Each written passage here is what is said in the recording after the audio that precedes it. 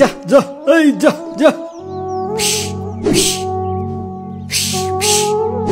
উরি বাবা, এই পালাস না, ছুটে আসবে।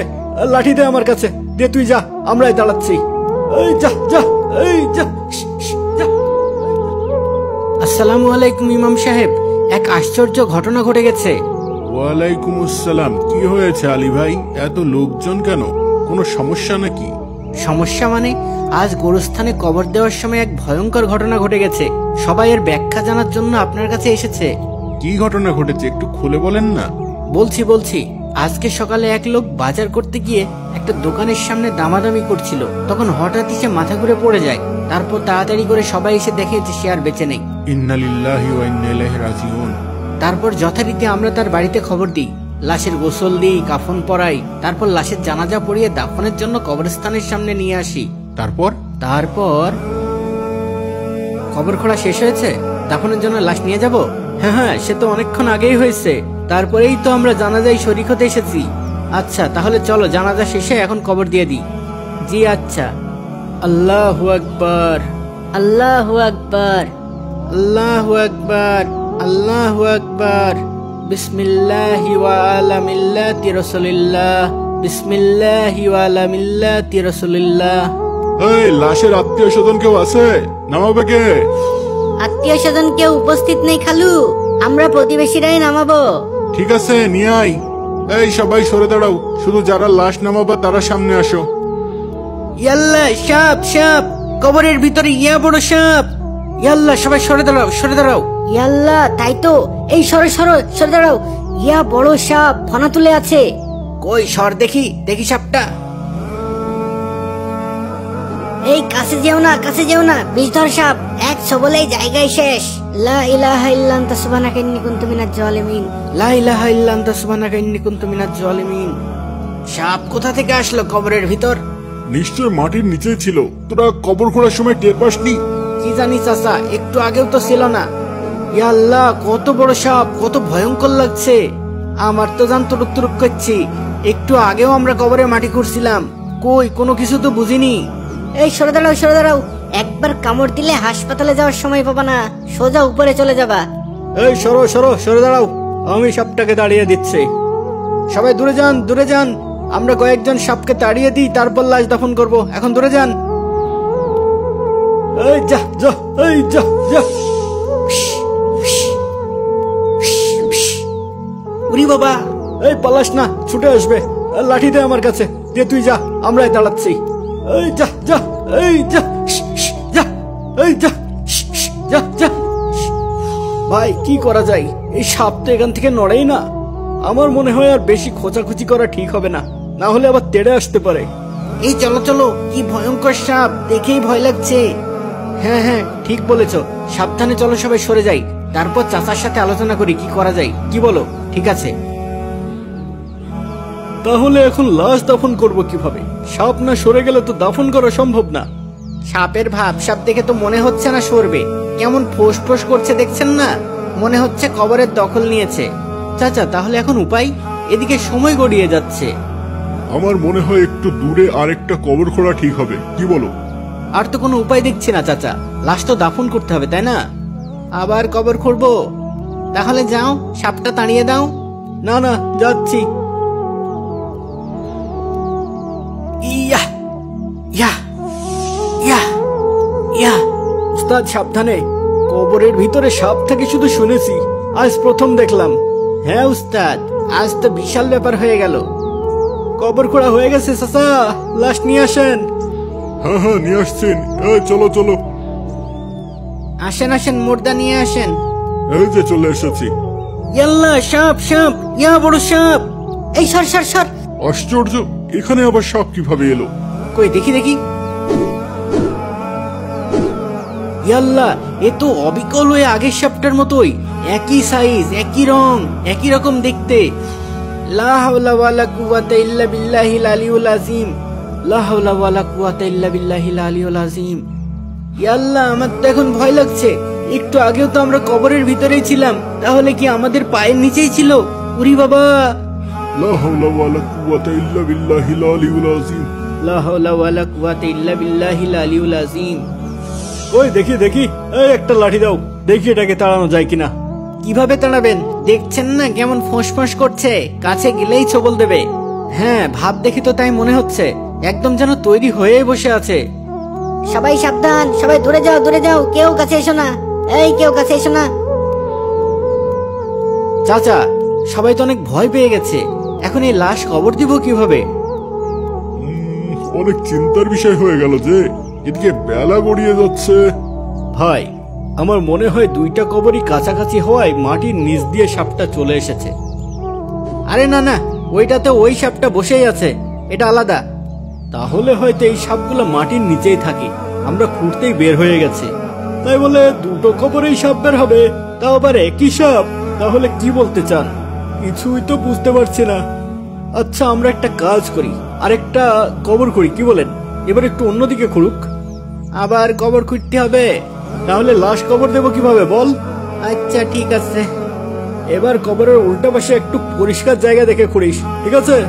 ঠিক আছে। ইয়া ইয়া ইয়া ইয়া ইয়া ইয়া। বাপ দাদার কালেও শুনিনি কোনোদিন এক লাশের জন্য তিনটা কবর খোলা লাগছে। পরপর দুইটা কবরে সাপ দেখা গেল, এটাও তো প্রথমেই দেখতেছি। সাবধানে কোদাল চালাস, আল্লাহ জানে এইখানে আবার কি হয়। আচ্ছা আচ্ছা, হয়ে গেছে। চাচা, কবর খোঁড়া হয়ে গেছে, লাশ নিয়ে আসেন। ভালো করে দেখেছিস তো এই খবর ঠিক আছে? হ ঠিকই আছে, ওস্তাদ ওইখানে খাড়াই আছে। আচ্ছা চল, এই সবাই খাটিয়া নিয়ে চলো, এই চলো চলো। আল্লাহু আকবার, আল্লাহু আকবার। আল্লাহু আকবার। এই তাড়াতাড়ি আসেন, না এলে আবার সাপ চলে আসবে। কি? ইয়াল্লাহ, সাপ সাপ, কেউ কাছে এসেন না, কেউ কাছে এসেন না। ইন্না লিল্লাহ, এখানেও সাপ। আরে, এটাও তো একই রকম সাপ, একই রকম দেখতে। আস্তাগফিরুল্লাহ, এ কোনো গজব নাজিল হলো নাকি? এর ভিতরেও যদি সাপ থাকবে তবে তোরা খুঁড়লি কিভাবে? কবর খোঁড়ার সময় তো এখানে সাপ ছিল না, থাকলে কি আর কবর খুঁড়তে পারতাম? তাহলে এটা কি গায়েবে এসেছে? না, যখন শাহেদ আপনাদের ডাকতে গেছিল তখনও তো এখানে কিছু ছিল না, কিন্তু যখন আপনারা লাশ নিয়ে কবরের দিকে আসতেছিলেন তখনই দেখলাম মাটির নিচ থেকে এই সাপটা ফনা উঠাইলো। হ্যাঁ? ইন্না লিল্লাহ। তারপর এমন ফোঁস করতে শুরু করলো যে আমি ভয় পাইয়া পিছায় আসি। ইয়াল্লাহ, এখন কি হবে? আমার তো ভয় লাগছে। এ কোনো গজব নাজিল হলো নাকি? পরপর তিনটা কবর খোঁড়া হয়েছে, তিনটারই একই অবস্থা। মহা দুশ্চিন্তায় পড়া গেল। এখন এ ব্যক্তিকে কবর দেব কিভাবে? কবর দেওয়া তো সম্ভব না, দেখছেন না সবাই কেমন আতঙ্কিত হয়ে আছে। পরপর তিনটা কবরেই সাপ বসে আছে, সাপ না সরলে তো কবর দেওয়া সম্ভব না চাচা। এ সাপ সরবে বলে তো মনে হচ্ছে না। হ্যাঁ, সরার হলে তো সরেই যেত, এ তো কবর পাহারা দিচ্ছে মনে হচ্ছে। তাহলে এখন উপায়? আমাদের মসজিদের ইমাম সাহেব একজন আলেম, চলেন তাড়াতাড়ি ওনার কাছে যাই, ওনার কাছে যদি কোনো এর ব্যাখ্যা থাকে। হ্যাঁ হ্যাঁ, ঠিক বলেছ, চলো চলো। ইমাম সাহেব, সবই তো শুনলেন। সবকিছুই তো শুনলাম। খুবই আশ্চর্যজনক ঘটনা ঘটে গেছে দেখছি। ঘটেছে না, এখনো ঘটছে। সবাই তো খুব ভয় পেয়ে গেছে, সব কবরেই সাপ ফনা তুলে আছে। এখন আমরা লাশ কোথায় দাফন করবো ইমাম সাহেব? একটা ব্যাপার তো একদম পরিষ্কার, এসব যা হচ্ছে ওই মৃত ব্যক্তির জন্যই হচ্ছে। মানে? মানে মানে ওই মৃত ব্যক্তি জীবিত থাকতে যেসব অপকর্ম করেছে তার জীবনে, সেই সব অপকর্মই তার মৃত্যুর পরে এই সাপ হয়ে দেখা দিয়েছে। কিন্তু আমরা তো ওই ব্যক্তিকে ভালো মানুষ হিসেবেই জানি, কখনো তো কোনো অপকর্ম করতে দেখিনি। আমরা তো তাই জানি যা তারা বাইরে প্রকাশ করে, তাদের গোপন কথা তো আল্লাহ ভালো জানেন। আপনারা তার বউকে জিজ্ঞাসা করলে হয়তো সে এ ব্যাপারে ভালো বলতে পারবে। কিন্তু এখন কবর কিভাবে দেব? কোনো উপায় আছে? কোনো উপায় নেই। কবর দিলে ওই সাপের সাথেই তাকে কবর দিতে হবে। ইয়াল্লাহ, নতুন কবর খুঁড়লে হয় না? ইতিমধ্যে তিনটা কবর খোঁড়া হয়েছে। আমি আল্লাহর কসম করে বলছি, এই ব্যক্তির জন্য আপনারা জমিনে যেখানেই কবর খোঁড়েন না কেন, এই সাপ সেই কবরেও থাকবেই। এটা ওই ব্যক্তির কর্মের ফল, এর থেকে তার বাঁচার কোনো উপায় নেই। ইয়া আল্লাহ, সবাই তো ওই কবরের সামনে যেতেই ভয় পাচ্ছে। আমার বিশ্বাস ওই সাপ আপনাদের কোনো ক্ষতি করবে না। আপনারা সাবধানে ওই সাপের উপরেই লাশ দাফন করে দেন। ঠিক আছে, তাহলে আর কি করার, যেহেতু আর কোনো উপায় নেই। এই চলো সবাই, ওই তিন কবরের যে কোনো একটাতে লাশটা দাফন করে দিই। চলেন চলেন। এই চলো চলো চলো।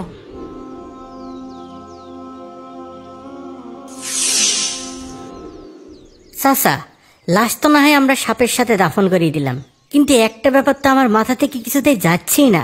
কি ব্যাপার? আমরা তো ওই ব্যক্তিকে ভালো মানুষ হিসেবেই জানতাম, কিন্তু কি সেই অপকর্ম সে করলো যার জন্যে সেটা সাপ হয়ে তার কবরে চলে আসলো? এটা তো নিশ্চিত যে এটা কোনো ছোটখাটো অপকর্ম না, না হলে দুনিয়াতেই এমন ভয়ানক শাস্তি কেন আসলো? এই ব্যাপারটা আমাদের তার স্ত্রীকে জানানো উচিত না?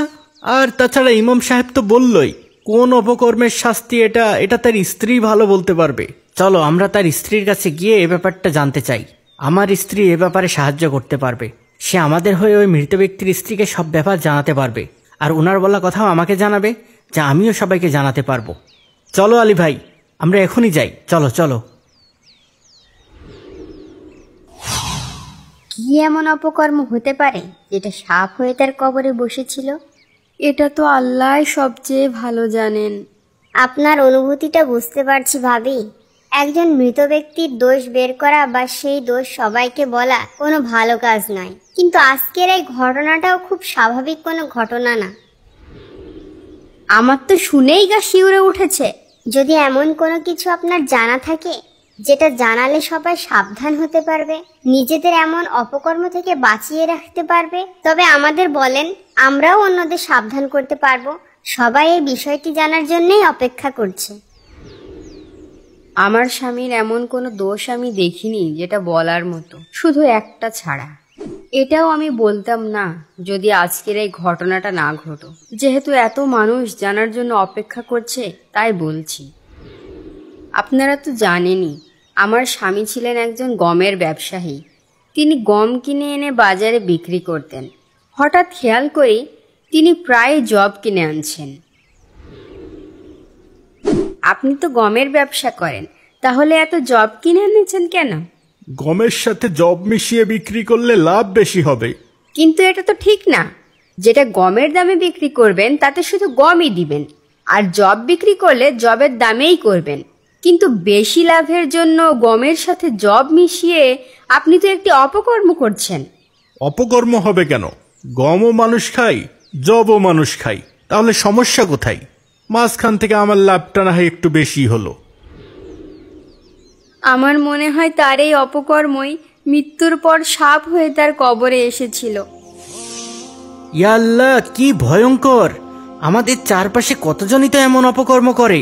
যদি সবাইকেই কবর দেওয়ার সময় এমন ঘটনা ঘটে? হে আল্লাহ, আমরা আশ্রয় চাই আপনার কাছে এমন অপমানজনক শাস্তি থেকে। আশ্রয় চাই আপনার নিকট এমন ভেজাল কর্ম থেকে বেঁচে থাকতে। হে আল্লাহ, আপনি আমাদের সকল প্রকার অপকর্ম থেকে বেঁচে থাকার তৌফিক দেন। আমিন আমিন আমিন।